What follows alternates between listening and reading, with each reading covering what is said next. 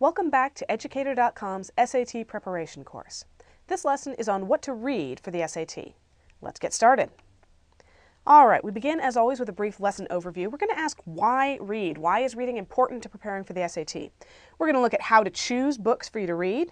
A little secret I like to call the rule of 3 for figuring out if a book is the right book for you. Then we're going to have a list of great books for every interest. So if you like mystery stories or adventure or fantasy or science fiction or humor or romance or realistic fiction, have we got books for you. We're going to look at one particular book that is a great place to start, even if you have no idea where to start reading for the SAT. We're going to have a couple of tips if you cannot or will not read in preparation for the test. Yes, there are things you can do that aren't reading. Shh, don't tell. And finally, we're going to talk about something that I like to call the dirty secret of reading. Yes, reading has dirty secrets. Don't believe what your kindergarten teacher told you. There's totally secrets. All right, to begin with, why should you read for the SAT? Well, first of all, reading is the single best way to build your vocabulary. Period. End of talk. Good talk. It is the best way. Best way to build your vocabulary, read lots of words in context. Reading also gives you practice at understanding both the literal meaning of text and what authors are saying kind of between the lines, okay? You're going to have to do this on the passage-based questions in the critical reading section on the SAT. If you're in practice from reading lots of books, you'll be in better shape. Reading gives you a ready supply of examples for the essay. When you write your essays on the SAT, you will have to come up with examples in a hurry to support your point. The more you've read, the more examples you will have in your quiver. Also, reading older books helps you familiarize yourself with the styles and language of previous centuries. Why is this important? Well, on pretty much every SAT there's been at least one passage in the critical reading section that was written either in the early 20th century or sometime in the 19th or even the 18th century or earlier. All of those these and thous, all of that formal language, all of those different sentence constructions, you still have to understand that, okay? And the more you read in those periods, the more comfortable you are, the faster you'll read, the better you'll understand, and the easier those questions will be. Reading is also, believe it or not, a great way to relax and reduce stress, and preparing for the SAT is more than stressful enough. Now, I know what you're thinking. Reading is very stressful. I have to read for homework. People make me read. Well, this lesson is all about finding books that you will actually like to read, that'll actually be fun. Yes, test preparation can be fun. I highly recommend it, actually. It's a lot better if it's fun. All right, so the first important thing you need to know about reading for the SAT is how to choose books.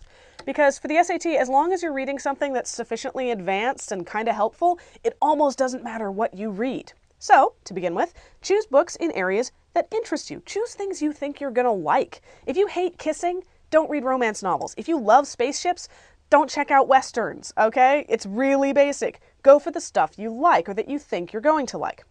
Also, choose books that challenge you.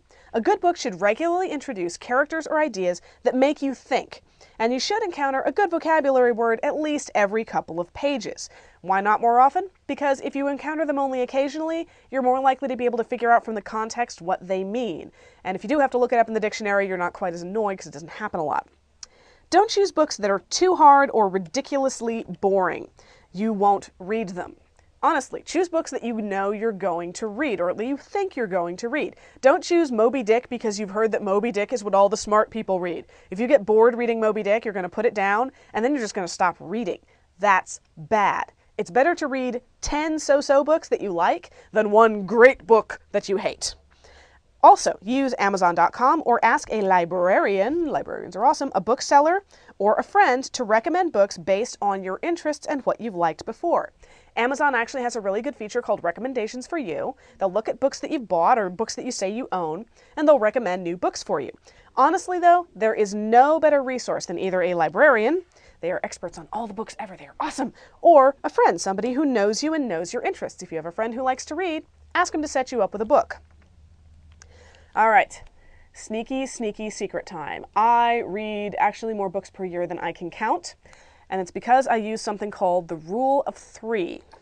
If you're reading something on your own time, something that wasn't assigned for school, you don't have to read it, you must manage your time wisely. You only have so much leisure time. Don't give up on reading too quickly. Don't open a book, go 2 words, boring, close it. Don't do that, it's rude.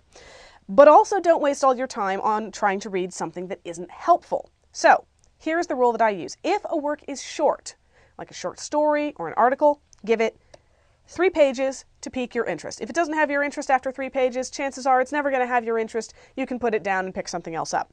If a work is long, like a novel, give it 3 chapters or 20 to 30 pages if it doesn't have chapters to pique your interest. At a bare minimum, give it 3 pages, but honestly, I recommend 3 chapters. If nothing interesting has happened after 3 chapters, you're in the wrong book. Go find another one. If whatever reading hasn't got your attention by then, you have my permission to try something else.